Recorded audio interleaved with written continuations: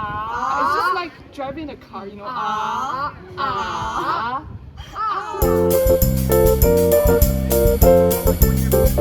guys, I'm Elena from WLTS, and this is Yoyo. This is Diana. and I've met these amazing people during my Oxford summer school, and we're gonna film a video about comparing Chinese and Korean in terms of languages. And can you guys briefly introduce yourselves? Yeah, so hi everyone. I'm Yoyo. I'm from Shanghai, China. And yes, very happy to be with all of those geniuses during this summer school in Oxford. Yeah, and I'm really interested in culture and languages. So yeah, that's it. Hi everyone, I'm Diana. I'm from China as well. I'm happy to discuss the topics of language with all of those experts in language. I don't know much about language, but yeah, I hope I can help. Okay, so part one, we're gonna talk about Chinese language itself. So how it maybe differs from other languages, or any characteristics of Chinese languages, anything you guys can feel free to talk about. Yeah. So hi everyone again. I guess most of the people watching this video are familiar or really talented in English.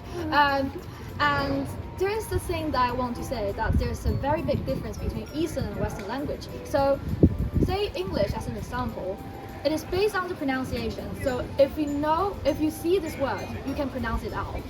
But for Eastern languages, it's based on symbols. So middle school students level, they need to know 4,000 Chinese characters. So that means they need to know 4,000 symbols.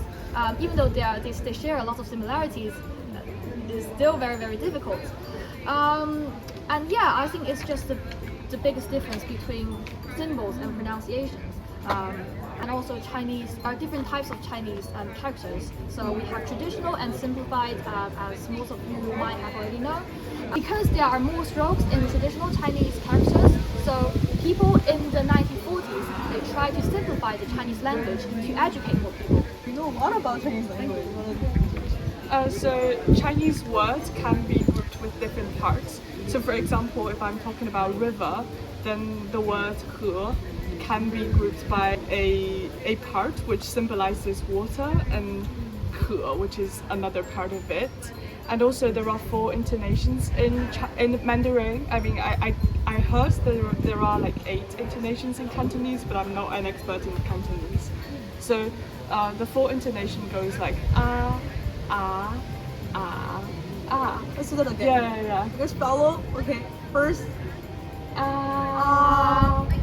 It's just like driving a car, you know.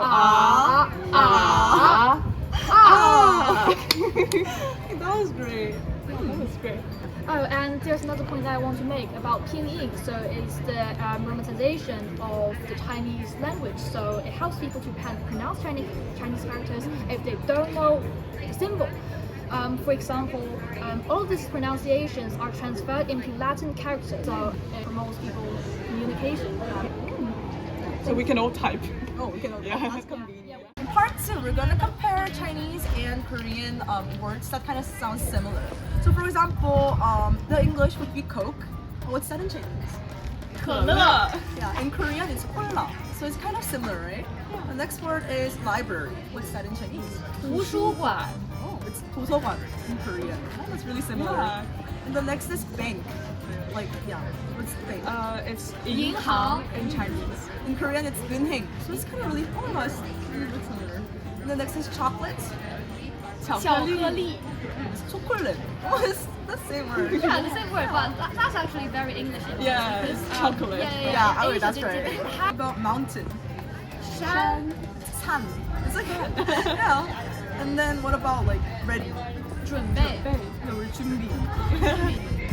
Next, what about Korea? 한국. 한국? 한국. How about China? 中国. 중국.